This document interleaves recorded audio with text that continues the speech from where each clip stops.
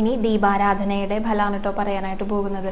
ദീപാരാധന അസ്തമയ സമയത്തായിരിക്കും ഉണ്ടായിരിക്കുക. കൃത്യമായ സമയം നമുക്ക് പറയാനായിട്ട് സാധിക്കില്ല കേട്ടോ.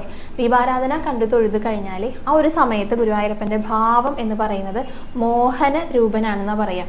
അതായത് ഇപ്പോൾ ദാമ്പത്യത്തിലുള്ള എന്തെങ്കിലും കലഹങ്ങളൊക്കെ ഉണ്ടെങ്കിൽ അതെല്ലാം മാറിക്കിട്ടുന്ന പറയാം. മംഗല്യപ്രാപ്തിക്കായിട്ടും ദീപാരാധന കണ്ടു തൊഴുന്നത് വളരെ നല്ലതാണെന്ന് പറയാറുണ്ട് കേട്ടോ. പിന്നെ അത്താഴപൂജ വരുന്നത്. അത്താഴപൂജയുടെ സമയത്ത് ബ്രഹ്മാണ്ഡ നായകനാവും. ആ ഒരു സമയത്ത് കണ്ടു തൊഴുതാലേ ഫലം പറയുന്നത് ഉദര സംബന്ധമായിട്ടുള്ള എന്തെങ്കിലും അസുഖം നമുക്കുണ്ടെങ്കിൽ അതെല്ലാം മാറ്റിത്തരും ഗുരുവായൂരപ്പൻ എന്നാ പറയാം. ബ്രഹ്മാണ്ഡ നായകനായിട്ടായിരിക്കും ആ ഒരു ഭാവം ഉണ്ടായിരിക്കുക ഗുരുവായൂരപ്പനെ. ഉദര സംബന്ധമായ അസുഖങ്ങളെല്ലാം ഗുരുവായൂരപ്പൻ മാറ്റിത്തരുന്നതായിരിക്കും കേട്ടോ അത്താഴപൂജ തൊഴുത് കഴിഞ്ഞാൽ. പിന്നെയാണ് തൃപ്പുക വരുന്നത്. തൃപ്പുകയുടെ സമയത്ത് നമുക്ക് നാലമ്പലത്തിനകത്തേക്ക് പ്രവേശനം ഉണ്ടായിരിക്കില്ല. തൃപ്പുക തൊഴുത് കഴിഞ്ഞാൽ നമ്മുടെ മോക്ഷപ്രാപ്തിയാണ് വരുന്നത്.